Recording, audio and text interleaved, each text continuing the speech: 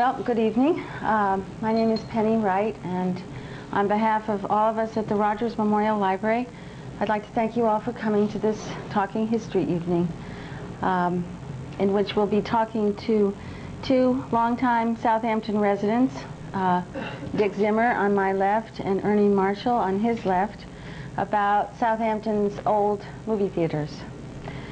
Before we begin, as usual, I'd like to just take a couple minutes to thank some people who've been very helpful. First, we always thank the Friends because they support all of our programs.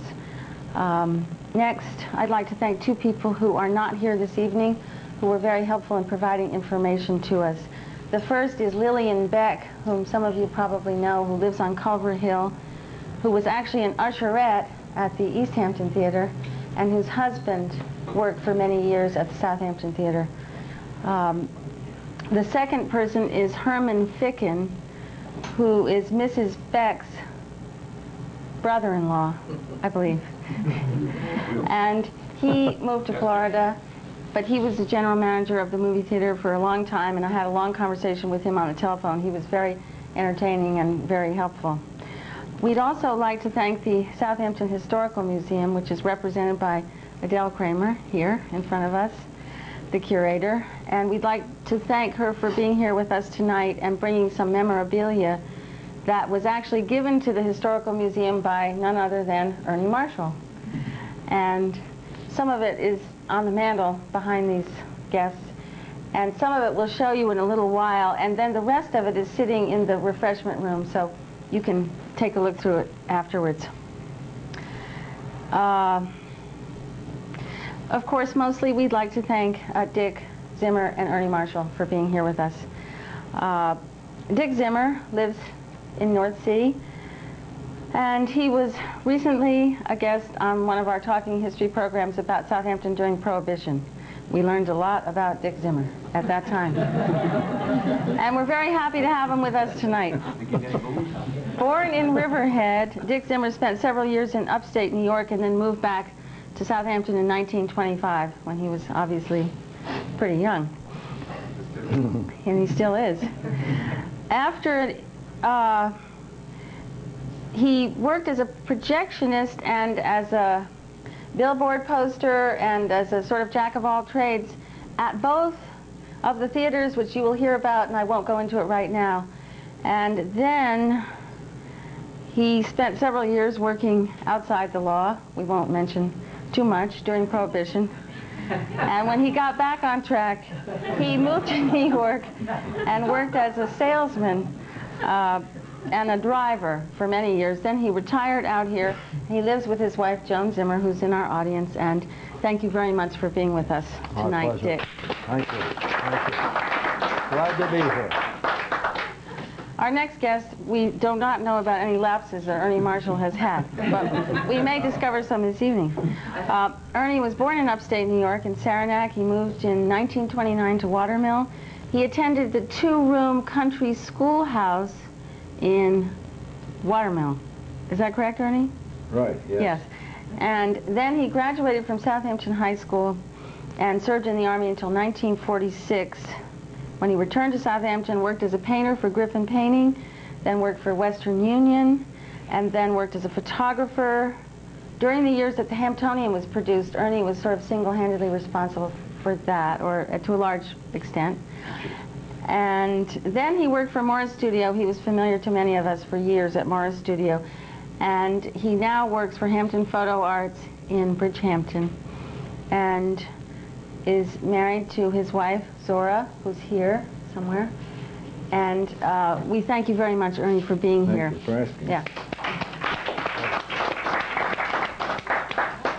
Ernie was actually an usher at one time also, which is why he's here tonight. Can we just start for a couple of minutes by having you set us up in time and place and tell us a little bit about that corner. Can you do this for us, Dick? During those years, the late 20s and early 30s, can you tell us a little bit about Hill Street? About the area around the theater. Not the theaters, but what was around the theater, and where were they? Where were they? Right on the corner of Windmill Lane and Hill Street. was George O'Connor's garage. That was the Hampton Garage. Okay. And that's where a lot of the people who stayed, pardon me, at the Irving Hotel, all the chauffeurs would keep their cars there and on call. Just up from the O'Connor's garage, that was the Garden Theater. Next to the Garden Theater, coming up Hill Street, was the Halsey Van Scoy Cadillac and LaSalle dealer. After that came Henry Hedges with a Ford agency, and then there was an open lot where the present theater stands. It was owned by Mrs. Bennett. I don't know which Bennett it was, but it was a Mrs. Bennett who owned that property. Further up Hill Street was the Irving Hotel. Now, on the other side of Gilmartin Dairy there? Pardon? Wasn't there a dairy up there? Gilmartin's Dairy? Oh, Gilmartin's Dairy was in the back. It wasn't on Hill Street. It was off, but in the back. You're right. You're right. Gilmartin's Dairy was there, but directly across from where the theater is presently, I don't remember exactly who, but there were some stables there. There were horses. Now, I don't know who kept the horses there, but whatever happened to them, where they disappeared, I don't recall. But further, pardon? Was it Fitz? Fitz? George Baird's... Fitz, it could have. F-I-T-Z, Yeah. Fitz.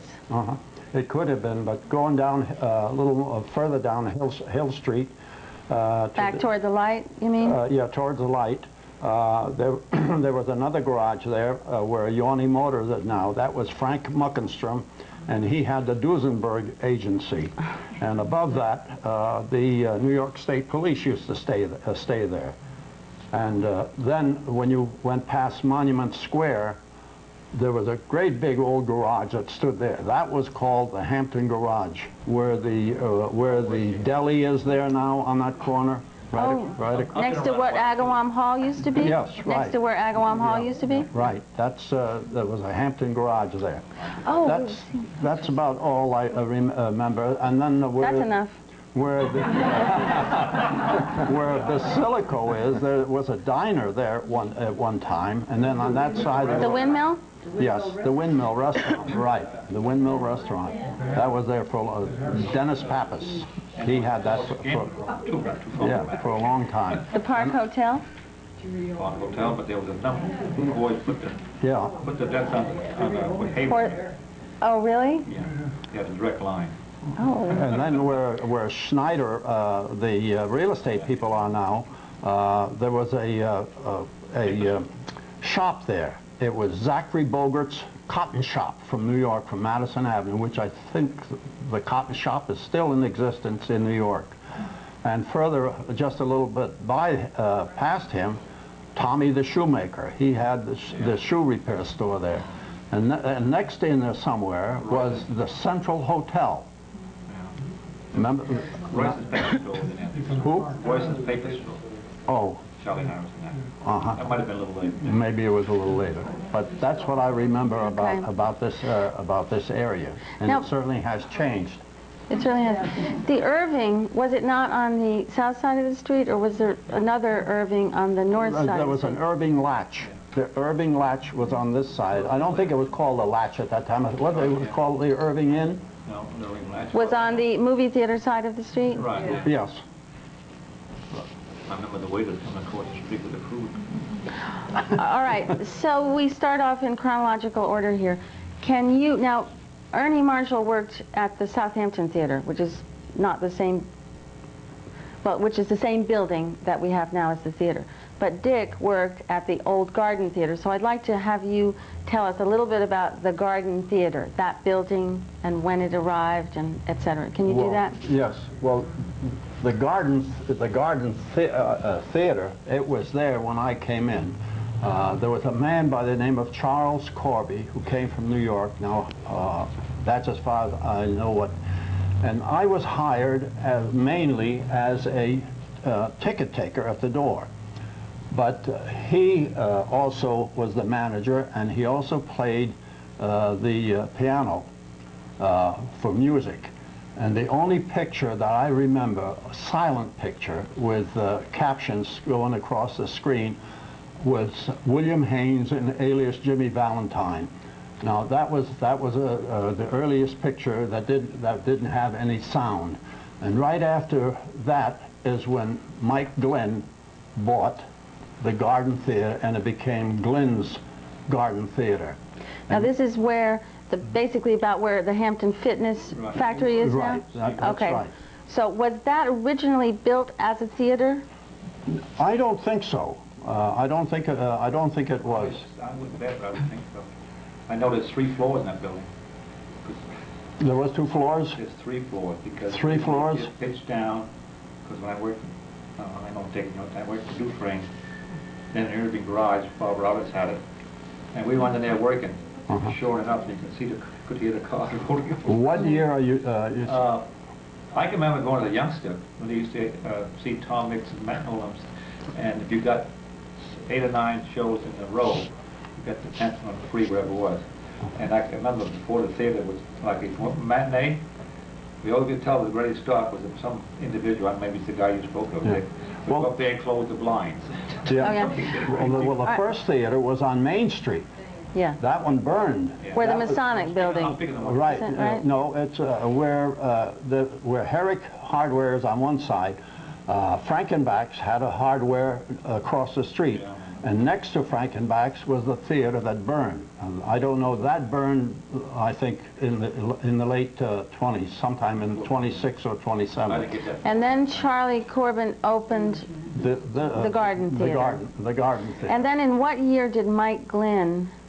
Well, Mike Glenn came into the picture, I think, about 1928, because that's when I was hired for the doorman, and then the big changes started in the Garden Theater. They decided to put in the movies, but with sound, and they brought in some engineers, and they brought in turntables, and they synchronized them with a shaft with the machine, and you had a starting point on the film, and you had a starting point on the record. There were 16-inch records, and you had 2 machines that you had to get ready. One was like the first and second part, and third and fourth, but you switched from one machine to the other. You had, as the record got closer to the end, you had a cue that would come up on the screen. There was a bip would come up, and then you started the machine, and then you got another bip about 10 seconds later, and you just stepped on a thing, and that shut this machine off and opened the other one, and that's when the other one started up. Dick, okay, can we back up a little bit? Because I want to ask you about that, but first of all, can you tell us a little bit about the theater itself? What kind of seats? What did it look like? How many people could fit in there, and things like that? Well, at the Garden Theater. At the Garden, I don't remember about how many, but I would say that there must have been about 250 seats in the old Garden Theater. Now, as far as a balcony, I don't recall a balcony. The theater, I remember, it was built square from the front, and then they had a ledge on either side of the theater, and they had big openings, and whenever it got hot inside, those removable things, they would set them down so that the air could circulate through that theater. I know that when they put the sound on the record, the acoustics were so bad that they hired some engineers from New York, and they came out and they used some kind of batten that was about 2 inches thick, and they put them on these sections, you know, to try to deaden the sound. But that was, I'd say that was about I guess about 1929. What kind of chairs were there? Chairs were, seats. Some of them were in clusters of 4. Some of them were single chairs like we have here. I remember on the first balcony that we had, there were some chairs that they called loge seats, and they were squared off, and the chairs were like wicker, and they were padded, and they were like 4 to a section. I don't remember whether smoking was allowed in those or not. But you mentioned that when you bought a ticket, I remember it said Loge. Loge, right. L-O-D-G-E. Right, Yeah. That was yes. upstairs, it was 20 cents more. Now, there was no chandelier. It wasn't a fancy place, was it? Oh no, Not at all. no. I think it had a couple of sconces along the sides. You know, I think that's about the only thing you had for lights. How much were tickets at that theater? Do you remember? I think the regular seats at that time were about 35 cents.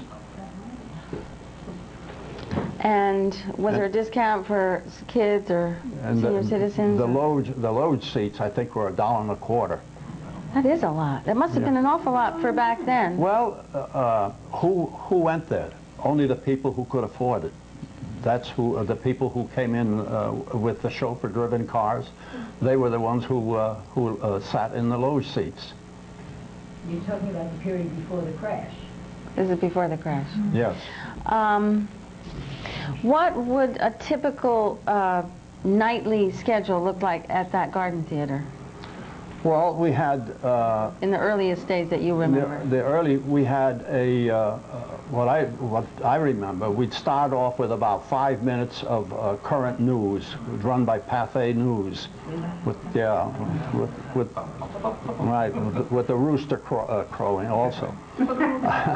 Then we would run about a 15-minute comedy that ran for 15 minutes. Then we'd go into the main feature, would normally would run maybe an hour, hour and 15 minutes, maybe an hour and a half if it was a good show. Double features. Yeah.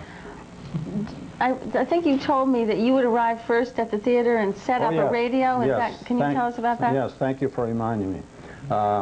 A lot of people who didn't have radios or who didn't want to miss the start of the movie, but they wanted to listen to Amos and Andy. So we had an old Majestic radio that we brought out onto the stage at 6:45, and then everybody who got there early could listen to Amos and Andy, and at 7 o'clock the radio went off and the movie started. Did you open up the curtains? Oh yes. Yeah. And then, before they started having sound at all, who played what instrument? Well, the only one that I remember was the man who hired me was Charles Corby. He was the only one that I remember. He played the piano there for that William Haynes picture. Right after that is when Mike Glenn came in and they started to revamp the whole projection room and put in the talking pictures at that time. I talked with Alma Lutz Jones. Do you know? I don't know if you remember her, but her father, whose name was Richard Lutz, Oh, don't know if any, apparently used to play the violin. Yes. And also Nancy Wist, who used to be Nancy Winters. I believe that her father played the drums, she said. Ross Winters, yeah. Ross Winters, in those early years. Let's see. So by the time you arrived on the scene to work at that theater, it was just about the end of the silent years. Yes. But while they were there, was there an organ in the room, or piano? For the No, I don't remember an organ. What did they play during the movies? Did they play the piano? The piano. The piano? That's all I remember. So they had to go. Did they play during the? How did they have newsreels if there wasn't sound? Did it just have the writing? All the writing would come up onto the screen. Did they play the piano for the news? Rock and roll. Or the comedy? No, I don't think so. Maybe there was music. Something tells me there was some music in there. So let's see. Then, can you tell us who were the ushers at the Garden Theater? Yes, I can. My older sister, Mrs. Ehring, she was one of the ushers there. There was Stella Sakonis, who lived on North Main Street. There was Mary Kunigonis. She was another one. And then there was Vicky Nikowski. She was a fourth one. She lived across from the cemetery on 39. Were they called usherettes? I've heard them referred to as usherettes. Were they called ushers or usherettes? Usherettes. Did they have to wear a skirt or did they wear pants? They wore uniforms. What were the uniforms uniform. It was sort of, if I remember, it was a blue-gray or a blue skirt and a blue-gray jacket with a lot of brass buttons on it or gold buttons. I know my uniform when they sent me in, because I was the ticket taker. I went into the Fulton Street to the Fulton Uniform Company with Mr. Glenn, and when I came out, I looked like a Russian general. You were big time, man. Did you have to wear a hat? Oh yes, oh sure. I had the whole thing. I stood there, as I say, like a Russian general in that lobby of that theater. Did you tip your hat when people came in, or? No, just say good evening, you know, and tear the ticket. Did people dress up to go to the movies? Oh, I don't think so. Not no, I particularly. don't remember. People came just the way they were, you know. Did they have Saturday matinees? Saturday, yes. They had, yes. Yes. Did kids, young people go to the matinees? Oh yes, a lot of them. I think it was about 15 cents for the kids. I used to go next door and get a milk and magnesia bottle. And the lady coffee, Yeah. give a few nickels, and I went to the movies. Okay. Did they have double features on weekends? Sometimes they did. If the movie was a short movie, you know, they would double up and have a double feature. Yes.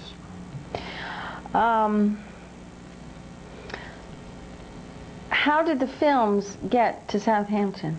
They came by Railway Express, and they were delivered to the Railway Express agency here. John Ward, who was the express agent, and we would have to go and pick them up. Now, if the movie, they were all on a rental basis, and if the theater, the manager here would have to, whatever the rental was on it for how many days, he would have to get the money over to the Mr. Ward. Otherwise, the movie was not they wouldn't release it. So they had to get the money. And I remember when times were really poor, and the manager here was scurrying all over town trying to get some money enough to pay for the rental of the movie, and hoping that enough people would show up, you know, to pay for that night. That's close to Chester. Did the show always go on? I mean, were there ever nights when it didn't no, happen? somehow they, I think, if I remember, John Ward, maybe rest in peace, he kind of allowed a little leeway, you know, if all the money wasn't there. I think he used to take it out of his own pocket and say, well, they'll make it up. Now, you have said, I think it was at the Garden Theater, you also did billboard posting. Yes. Can you tell us about that, Yes. please? That was another job that I inherited while I was there when Mike Glenn started advertising the movie. We built big, well, they were about 3 by 6 or maybe 3 by 7 feet, and we would go along the road and put them in where cars going by and everybody could see them. And my job to go around, make so many. I think at one time on Montauk Highway, we had a limit to go because East Hampton was a big competitor at that time, so we couldn't go beyond Wainscott. That's as far as we could advertise. The rest of it belonged to East Hampton. And this way we could go as far as East Quogue, and then to on Flanders Road, you know, to Riverhead. And we had these bulletin boards. And then I would have, all these things came from New York, and what they were called, we had a 3-sheet and a 24-sheet. The 3-sheet meant for the small billboards. I had a bucket of paste and a big brush in the back of the truck, and go along the road and find one of these signs, you know, and slap the paste on it and put the first section on it, you know, and put more paste on it in the second and the third section. Then along with those, we had 2 billboards, what they call 24-sheet. One of them they were about 12 feet by about 28 or 30 feet. Where, as you leave Southampton, where the winery is now. Across the road from that was one of the big billboards that I had to get up there. That was called a 24 sheet. And all these things were all numbered, but they were much bigger proportions. And you had one section of 3, another section of 3, and you had 8 sections of each. You had to get up there. Well, this was fine. Then we had another one in Shinnecock Hills, about where that little restaurant is where the people were murdered, right across there. There was another. The Still. Yeah, the Still. Right. How did you know that name? The Still. Oh, I got a good memory. That was another one. That one had lights on it, and it also had a time clock, but we had to go out and see that the time clock worked because it never works perfectly. So that would go on at 7 o'clock at night and stay on till 11, and then you'd have to run over there after the show was over to see if the time clock worked so that you could turn the lights off. That was a big one. Now, those things were nice in the summertime. But in the wintertime, Lord help us, we had a ladder to get up on the 24 sheet. And you get up there with a paste, you know, and it's 28 degrees outside, and you're putting this thing on, and the wind is taking it and it's slapping it all over the place. And all of a sudden, the wind would catch a sheet, you know, and it would go flying across the thing. And you'd have to run over there and get the thing, try to retrieve it. And we put alcohol into the paste. We used kerosene. We put kerosene into the paste, which only curdled the paste more, you know. But those were the really trying days when you tried to put those sheets up there in the wintertime. That sounds like a lot of effort just to advertise one movie. I mean, did you do it every week? No, the big ones were advertised. If it was a real big movie with a lot of stars in it, that would be up there for a week. Basically, they would be up there for a week. But every week you had to change it, and then, about every 4 or 5 months you have to get up there because there would be so many of these stickers on there that you had to scrape it all off. And then we had plain white sheets. They were about 10 inches wide, you know, and about 3 feet long. And what we used to call was framing the whole thing in. You'd have to get up there with the paste and frame the whole thing in so the other sheets would fit in perfectly. Did you ever get them wrong? Oh yes, many times. How did you? Then what did you do? What'd you do? You just forgot about it. There wasn't any, because once you tore, or the wind would take one of these things and tore it to pieces. Well, if you were lucky enough to get the pieces together again, you know, you'd patch it up, but that was it. Yeah. I'm sorry. I'm sorry. You can imagine getting out there when the temperature is real cold, and as soon as you put the paste up, it's freezing, and you have a handful of paste and all, you're trying to stick it on there before the wind takes it. A lot of fun. It was fun. It was a worthwhile experience. What kind of an arrangement did you have with the landowners who let you put the billboards on the property? You gave the landlord passes to the movies. This was another job that was given to me, and you always gave the passes on the movie that maybe rated 3rd or something. It wasn't. You know, if you figured, oh well, it's a lousy movie, no one is going to show up, you know, so we might as well give the passes. I would have to. I had a little booklet, you know, and you had to stamp the date on it or when it was good. And I think that with 15 cents entitled you, you know, to go to the movie. And also when we had those cards that went into the store windows, for every one of these cards that you put in the store window, you were allowed 2 passes. So I had. Every week I had 100 of those cards to take out because they were on for each week, you know, they had them on there. You never paid. But I used to give out about 100 of those. Sometimes if it was cold, you took a whole bunch of those things and even dump them somewhere. Did you ever sell out? Did some shows sell out? Oh yes. You did? Oh yes. Not in the old Garden Theater. But in the new no, theater. but when the new theater, when the Southampton Theater opened, oh yes, it was a sellout a lot of time. Good movies were advertised, and good movies were brought out here from New York before they opened on Broadway. And that's when they when they would be a sellout This is in the Southampton Theater. in the Southampton Okay, Theater. let's talk a little bit about how the Southampton Theater came to be. Ernie, do you know about that, or Dick, are you the one who knows a little bit more about that? Ernie, were you there in the beginning of the Southampton Theater? Well, my first observation here is that I never realized how easy I had it. Yeah, you came later. I guess. I came in there about, I'd say 1933, 32, 33. And, you know, the more you keep talking about the old pre-30 days, well, I would be down in the garden. I remember it now that I must have been going to that place, because I can remember them sitting pails to catch the water when it rained. Oh, really? Yeah, they did, really. But I went into that theater, the Glenn's Big Theater, in about 33, I'd say, and I was there maybe 4 or 5 years. But and they raised the salary then. I was getting $1 a night. Oh boy. Yeah. How much did you get, Dick? Do you remember? Well, I was on a straight salary, you know, whatever I did, the doorman and when I did work as a projectionist, you know, I think I was making about $22 or $21 a week at that Must time. have been a lot. That sounds like a lot. Well, it was good, but don't forget, I put in, I was at the theater every day to open up the screen, you know, to start the movie. I took tickets. I did a lot for it. Sounds like you did. You heard one man Ernie, when you Sheets there too, huh? Yeah.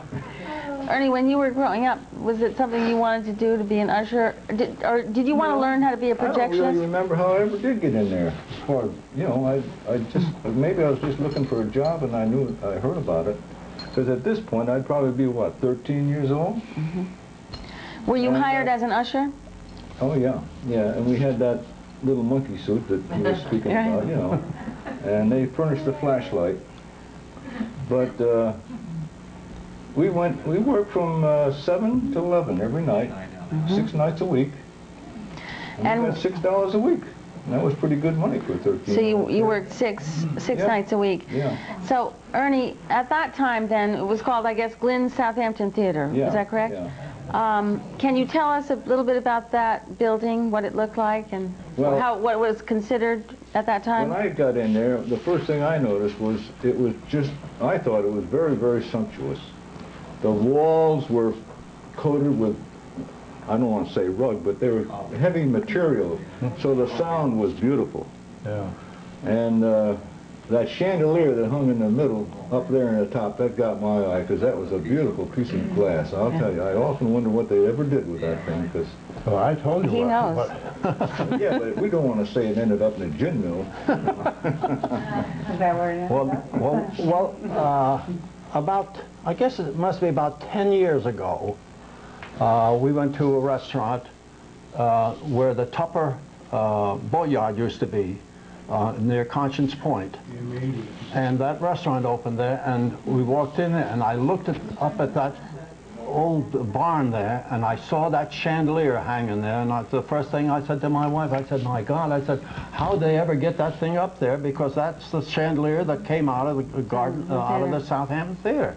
Now, I don't know whether it's still hanging there or not, but that's where that chandelier wound up. You and Dick were just hanging there. It was just hanging there, you know. I don't know whether they were using it or not. Ernie, do you remember when that theater opened, and was it a big deal? And Oh, well, no, this opened before I got in there. maybe in 1932? It was on 32. 32. 32, something like that. Yeah, it was 32 when it opened. Okay. I can remember, as you say, there was a piano player down in the left, below the stage in the pit, where Right. the bands played. Right. At the Southampton Theater? In the Glenn's In Glenn's Southampton Theater? Big Theater, yeah. And there was a piano player in there, and he used to play, and at that point, well, no, I guess it was later on, because the movies, as you say, the first thing they had was, when I got in, it was Fox Movie Tone. Pathé was going, I guess. And it was Is that the Fox news? Movie Tone News, and you got a Bugs Bunny cartoon, and you may have gotten a, like a little 10-minute short story. It would be like Crime Doesn't Pay, or one of those things. As a matter of fact, that's where I first saw Robert Taylor. he was doing those crime doesn't pay things. And So he got to be a big star out of that. PTV specialty. This was a whole series, Ernie? The Crime Doesn't Pay? All the time, yeah. And some, they make short travel logs. Some of them be short travel logs. Right. Everything was timed so that the second show went on at 9 o'clock. They had to know how long the feature was. In the Crime Doesn't Pay series, was it sort of just somebody just talking about crime, or was it a little dramatization of somebody? It was a movie story. It was a movie story, like you see on TV, little half-hour shows. But they were very, very good. Or it might have been a Buster Keaton comedy. Anything that took up about 10 to 12 minutes, 8 to 10, 12 minutes. And when you remember that theater, and when you were working there, were there vaudeville performers at that theater? I think 2 or 3. They didn't. It wasn't a big thing by the time it was going full blast. I don't think. I think there was 2 or 3 shows come out there, but. Do you remember any of the acts that were there?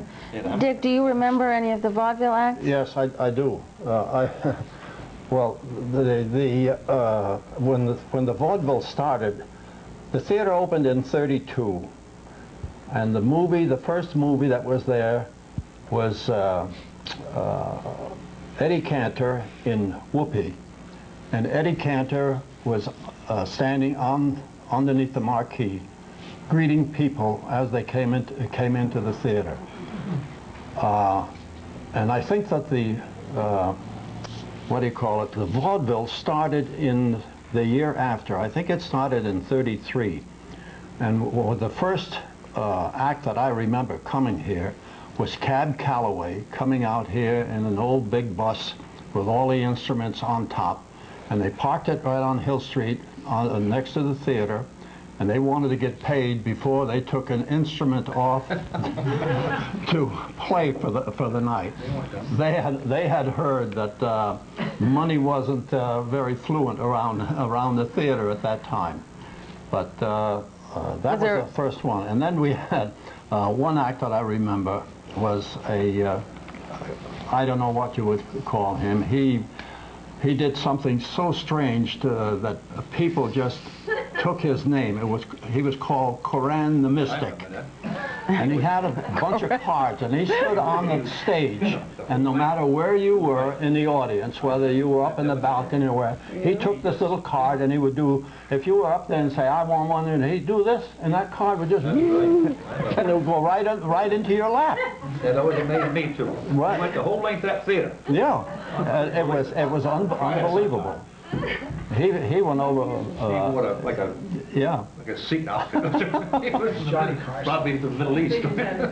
And Helen Morgan, she was here opening night because, of course, she was Mike Glenn's girlfriend. I don't remember whether she sang a song or not. I guess I was too busy doing something else. Alma Jones, whom I spoke to earlier, said that she was Helen Morgan's flower girl the night of on opening night. I guess there must have been flower girls, something like that. Well, see, I wasn't the motion picture operator at that opening night. I did a lot of other things. Jerry Weeks was opening, did that, because after the opening here, I drove Mike Glenn and Helen Morgan in a 1932 Buick to New York, and that was the opening of Radio City Music Hall. And we parked the car. We left the car at the Waldorf Astoria, where Michael's always stayed, and we went by taxi. I went there for the opening night of Radio City Music Hall, and he stayed at the Waldorf, and across from the Waldorf, which is now called the Montclair, used to be the Hotel Lexington. That's where I used to stay. Oh, that's interesting. Ernie, I want to ask you a couple more things. When you were working at the Glenn Southampton Theater, do you remember the names of the people who worked with you as ushers or ticket takers? Was Mr. Press there by that time? Who was there for years and years, the man who died a couple years ago? He wasn't there when I first started. No. He wasn't there when I first started, but he must have come in by about 36 or 37 because I remember him there. You remember him then? Yeah, he was doing like part-time stuff, you know. Who else was working there? Well, the same people that were still there. It was Mary Cunegonis, and her brother was Andy Cunegonis. He had this garage straight across the street from the theater. Mm-hmm. That was Win Vincent's place. Mm-hmm. Well, it wasn't his. It was part of Enstein's. Mm-hmm. Enstein. Yeah. Enstein bought it, and Win Vincent ran it for him. And I stayed into the theater till about 36 or 37. And I got a better offer across the street, and I went and worked there. I worked for Win Vincent for 2 years. Oh, really? Then I got a better offer to go back to the theater, so I went back again. That's great. But that was short-lived, because this would be about, I don't know, 30, 39, 40. Because in 41 I got drafted, You got drafted. and I never went back. Right. Did you save any of your old uniforms? Did you save your... What's that? I know you saved your memorabilia. Did you save your old uniforms? Oh, heavens no. Now, when you were acting, you know, when you were working as an usher, would they have more than one usher Oh, for yeah. an evening? Jim Katroki and I were the two ushers downstairs, and Mary Cunegonis was the usher upstairs. Was that Morley's... When I was there, all those little cubicles of chairs for the hoi polloi up there were gone, and they were just very plush seats in a row. I see. And you could smoke up there at that time. So did you take every person individually and show them him or her a seat? Well, yeah, as many as you could, you know. I mean, they were coming in there pretty fast. There was always 2 or 3 people who came to every change of show. Show changed 3 times a week. Yeah, It ran tell us Sunday, about Monday, that. and Tuesday, and it ran Wednesday and Thursday, and it ran Friday and Saturday. Isn't that Yeah. amazing? Depended. Sometimes they had if they had a real good show and they wanted to slice 2 of them in, you had one Sunday, Monday, and Tuesday, and then you had one Thursday, Friday, and Saturday. They put a single one in on Wednesday. I see. And did you tell me that they tended to have the sort of grade B movies in the middle of the week? Well, the Wednesday and Thursday movie was never a top-notch show, you know, usually. But the big ones, they always ran 3 days. And Gary Cooper used to come in with his girlfriend, Veronica Shields, the Shields over in Oxpasture Road or wherever it is over there. And Marlon Brando came in one time. I never saw him, but they said he was there. And who else was in there? Ernie, can you show us, can you just pick up that memorabilia, if you don't mind, and show us your couple of little things that you brought along? I like your little movie rating system, his own movie reviewing in that notebook. Oh, these were the programs that they put out. The 3 shows are like that. Oh, I remember. There were little white ones that come out every week. Yeah, right. So you would go to the movies and get a program? Oh yeah, sure. Yeah. They had them there. Now these, We're not allowed to pass these around, like this. but you can see them after this program. So you go to the movies and you get a program and you look at it before the movie started? well, if you want, I mean, they were there. You could always pick them up. They're like- Would they put these programs other places? They're like the baskets in the A&P. It's right there. You can always help yourself, you know. But would they have these sitting around in supermarkets so that it was kind of advertisements, or? No. No? Those were just in the theater. I never saw them in there. These went into the stores and the places like that.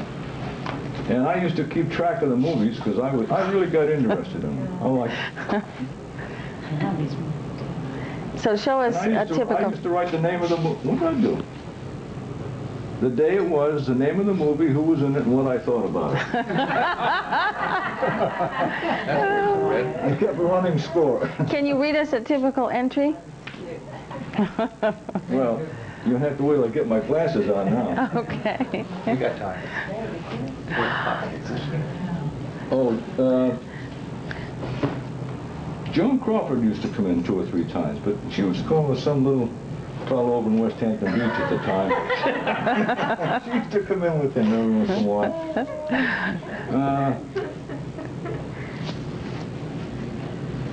Now, there was a movie called All the King's Men. What date was that? This was April the 10th, in 1935. Oh, I did put the year in there. But this one was, the one I got down here is All the King's Horses. I don't know. That was Carl Brisson, Mary Ellis. No, this was Catherine DeMille.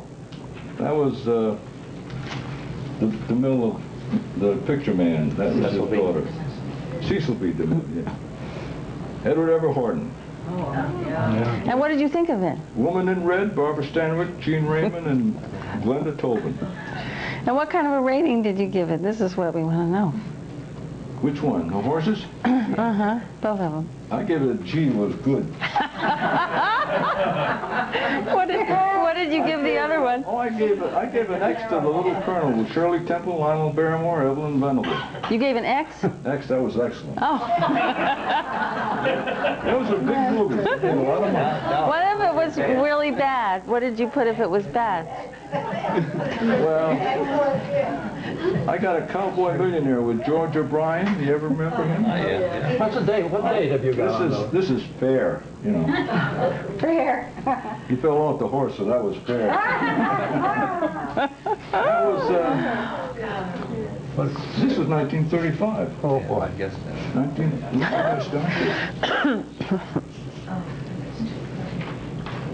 I guess I started in 35. How long did you do this? Yeah. A lot of movies. Yeah. Not much else to do. But this is when movies were fun, you know? China Clipper, Pat O'Brien, Henry Walthall, Humphrey Bogart. Boy, What was that? Before his big time, that's for sure. That was in 35? And that was Good Plus.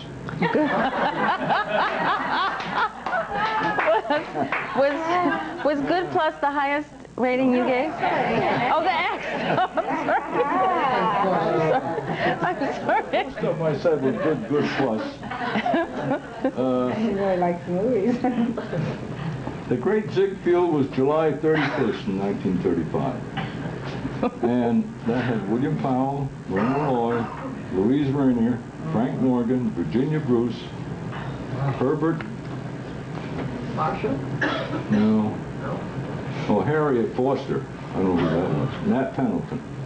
But that was two extra goods. I thought. Did you have any big broadcasts of any year in there? Or anything? A big broadcast of 35? I don't know. I may have. I remember it. How late did you go up to? Big broadcast of what year? Any of that? I know they made it on 38, 37. Jack Benny was in one. That's right. No. No, I was out of there in 38, I think. Across the street. Yeah. Joan Bennett, Adolphe Monjou, William Morgan, and Santa Fe Marshall with William Boyd. That was fair. William Boyd, hop along, wasn't he? Yeah. Yeah. Ernie, do you ever look at some of these old movies on TV now? Yeah. But you know, I don't know why they don't get some new movies. They play the same ones over and over. You know, they played them all out. True. But I think you were commenting to me that it was pretty different back then, and you could be pretty sure that the whole family could see almost any movie. Well, yeah, they had, at that time, they had the Hayes office, which was a censorship group, you know? And you just, any family could go and see them. The only thing that I remember was one man came in there all the time, every change of movie. He was the first night he was there, and that was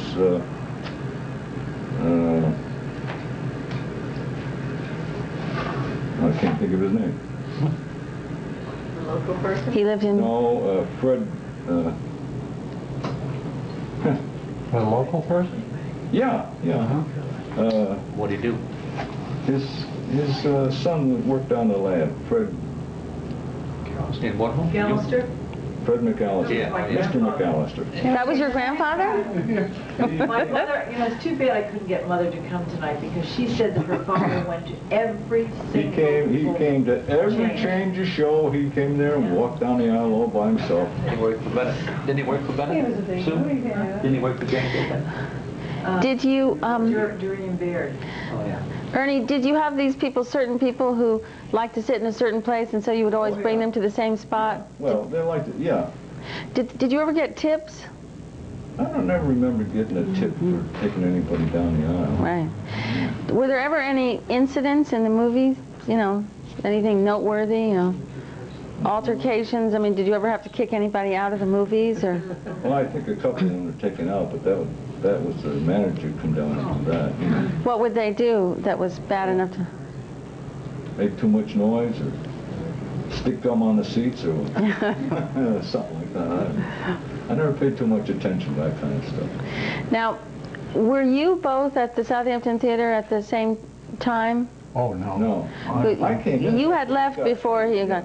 Okay, Dick, I just want to get back to you for a second to ask you to tell us the story of the fire in the projectionist booth. It was on a Saturday afternoon show, and We almost lost Dick.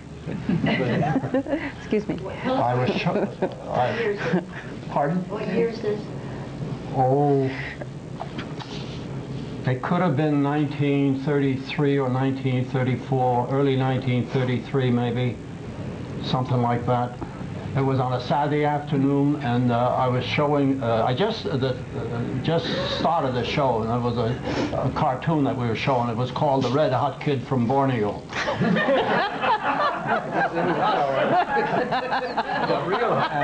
we had just started the show, and the film broke, and the sprocket and the film wound up around the bottom. It wasn't, the one on the bottom wasn't taking it up, and it all congregated around in what they call the magazine.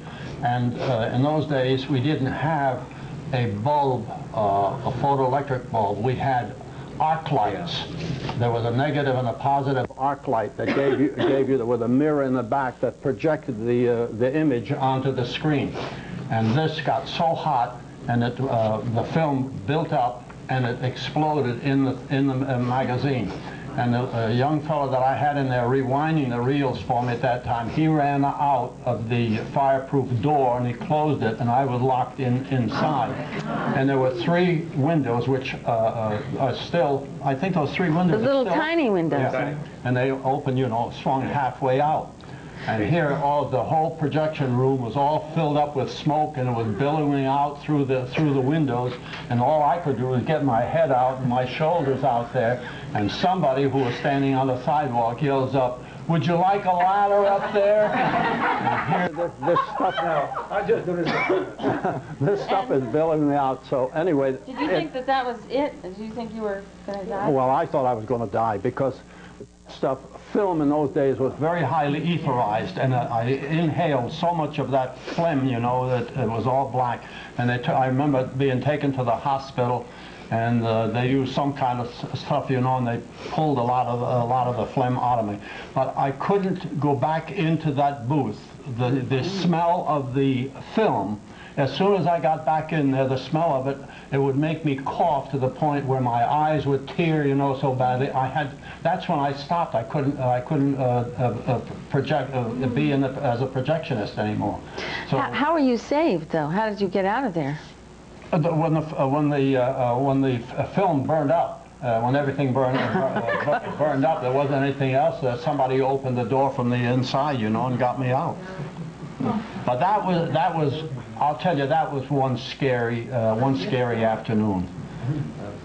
I don't know where Jerry Weeks was that time. He had a day off or something. Shooting deer. So that was it for your career in the theater? That was enough, I'll tell you, for me. We had, Ernie mentioned a lot of the people. I remember Jean Arthur was one of the actresses. She lived here. She, Nancy Carroll, Karen Morley, there were 3 or 4 of them that had a house near the hospital. And how I got acquainted with them, I don't know, but I'll tell you, I used to do a lot of crabbing at the canal. And somehow they found out that I had used to get a lot of crabs, and they loved crabs. And I know Jean Arthur was my favorite customer. I used to get a dozen big blue claw crabs for 50 cents. That's what I used to make. 50 cents a dozen for those big blue claws. I remember catching a blue claw at the canal. That's when the old wooden bridge was up there. That measured 19 inches from claw to claw. It was nothing to catch. Stand there with a net, you know, and as the tide went through, all you had to do was just scoop them up. They were so plentiful, it was unbelievable. You know, they made that movie called Arizona. When that show done. Yeah. You got a nice voice all over. Okay. Well, of course, Gary Cooper, he used to ride around in a little Austin Roadster, and he was so tall that he sat in there, and his head was about that high over the windshield. Remember, he used to go through Main Street many times. Very fun, but he was very bashful. Go ahead. Mrs. Let's see, who was I talking to? Well, somebody I was talking to, and let's see, I can't remember who it was right now, who was an usherette. It was Mrs. Beck, I think, in East Hampton. She said that Jimmy Stewart was her customer, and she would give him a good spot in the theater every week, and then at the end of the summer, he gave her a bouquet of flowers. So that was really nice for her. Well, when my sister was an usherette upstairs, and Al Smith, when he came in and my sister guided him to his seat, he gave her $5. That was the crowning point of everything. I'll never, my sister came home, she says, look, she says, Mr. Smith gave me $5. That's great. That was a lot of money. Do any of you have any questions for either of these gentlemen? The Yes. theaters, I didn't quite get it. First, there was the one theater, and that theater closed, and then the other one opened, or were they open simultaneously? Oh no, the old one, the old one, I don't know how long it was closed. I think the new one was being built while the old one was still in operation. Old one became a skating rink. Yeah, right. They straightened the floor out, leveled the floor. Yeah. Do you... Excuse me. I'm sorry. One thing I want to mention about this is very funny. About the old theater. When I said that there was a ledge around it, the theater was like this, came out and then down in the front. And this ledge where we could walk to take out the sections, you know, when it got hot, to allow the air go through. Well, a lot of the fellas knew that I worked in the theater, and they always tried to. I always tried to sneak a lot of them in after the show. So, but some of them would climb up on the back end, and they would lay flat on there, and they would watch the movie. And every once in a while, the manager would catch them, and he'd go up there, and of course, the kids would run. Well, Halsey Van Scoy had the Cadillac LaSalle dealer, and he used to park a lot of the cars outside. Well, one of the kids jumped off that and right onto the roof of one of the LaSalles, and he went right through the roof, back right into the car. Because in those days, the cars, they only had a steel roof, only a certain portion. The center deck was like chicken wire with a padding and the thing, and he just went right through that whole thing. Oh, that's great. I bet he remembered it. Well, I want to thank you both very much for coming here. You've been great guests, and we appreciate it very much. Thank you so much.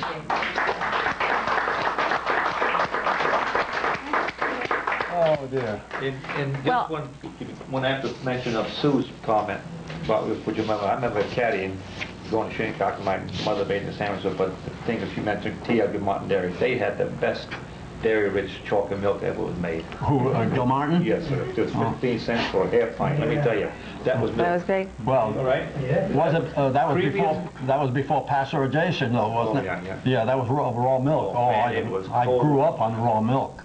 Very good. Well, speaking of food, I hope you're hungry for movie-type food, because we have popcorn and candy and across McDonald's the hall, so hamburgers. come across and join us. Thank you, everyone, for coming. Well, you're a dog. You do a good job, Danny. You add to it.